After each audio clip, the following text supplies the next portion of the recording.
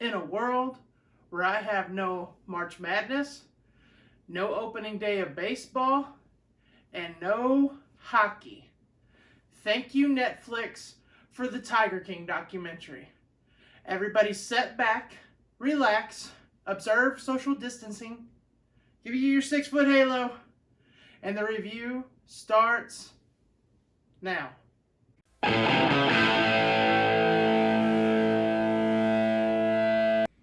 Tiger King, Murder, Mayhem, and Madness.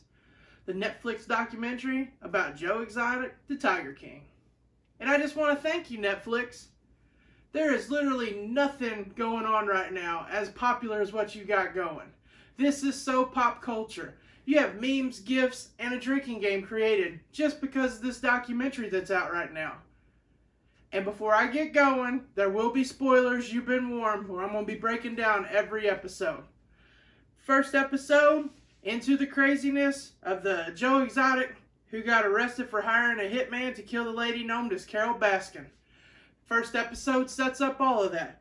Second episode, you get to know all the main players in the big cat world. Doc Antle, he was this guy who had several wives, paid them $100 a week to help run his big cat farm or whatever you want to call it. Dude is a pimp. I'm married and barely handle one woman. This dude's got 4 houses, rides for all of them, and they're dime pieces. So play on, Playboy, but I have a feeling you're probably a documentary about you at some point in juncture down the road.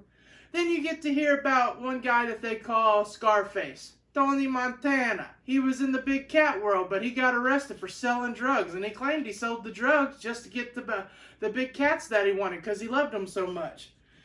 And then you get to meet Joe Exotic and see what he's like. And in this episode, you get to see that he has not one but 2 husbands. They are named John and Travis. And you can obviously tell when you first meet them that yes, drugs are involved. They said they love meth, aka that Bollinger County dental plan. And it is obvious. I could have done without the guy sitting around and with no shirt on and tattoos all over him and his nipple piercings. I mean, I guess when you film a Netflix documentary, shirts are optional. So at the end of episode 2, all the guys started talking about how Carole's second husband mysteriously came up missing. And episode 3 is all about them talking about it. It's a cold case. This man was having affairs with people, marries her, she didn't like it, and then it comes up that he just comes up missing and disappears. All the main players had theories on how she killed him. He was put underneath her septic system. Joe said she fed him to the tigers.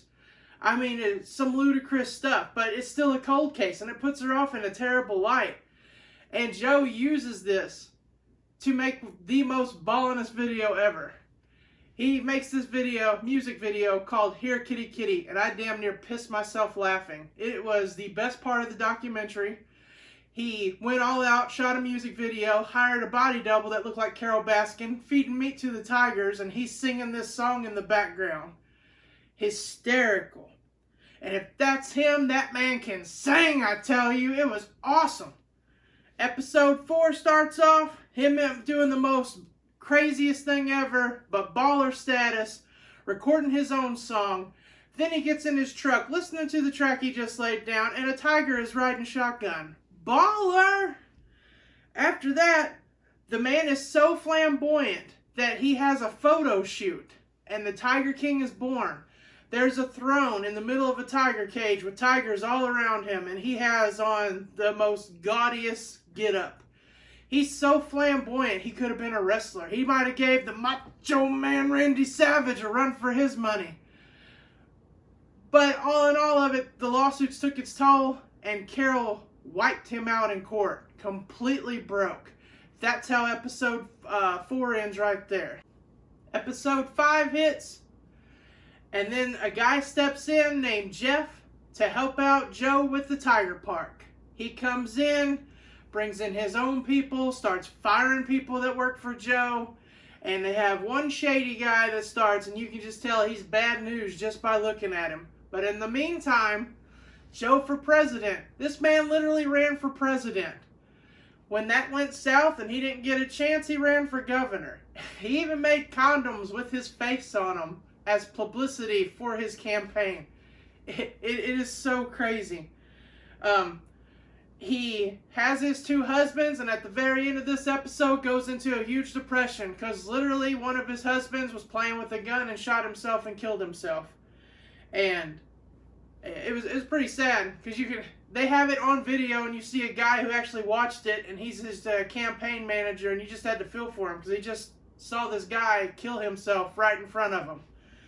And then episode 6 starts out with Jeff and Joe blowing up on each other. Joe sells a ton of cats for money and got caught embezzling.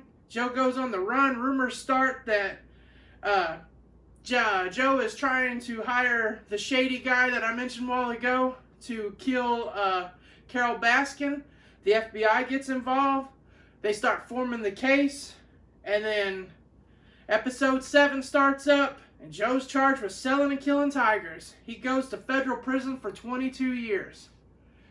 This documentary was crazy. Since this documentary has come out, Joe is in prison.